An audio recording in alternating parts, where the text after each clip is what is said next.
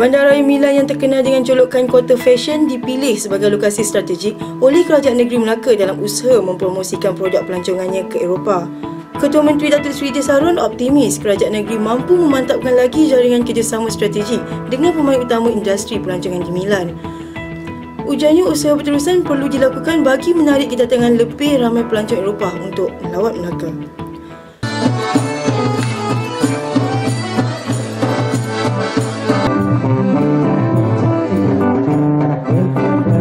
Milano 2015 ataupun Expo Milan 2015 ini, di mana Malaysia telah mempunyai sebuah pavilion yang dianggap antara yang paling menarik sepanjang Milano 2015 ini, dan di dalamnya pula terdapat satu minggu yang diberi nama khusus sebagai Minggu Melaka ataupun Melaka Week, yang kita telah memanfaatkan sebagai satu peluang dan ruang untuk kita mempromosikan Melaka sebagai sebuah destinasi pelancongan utama dunia.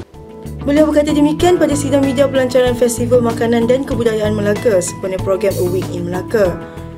Majlis pelancaran disempurnakan oleh Yang di-Pertua Negeri Tun Muhammad Khalil Yaakob bertempat di Pavilion Malaysia Milano Expo 2015. Melalui expo tersebut, Kerajaan Negeri mengambil bahagian dengan mengadakan Festival Makanan dan Kebudayaan Melaka sejak 24 September lalu.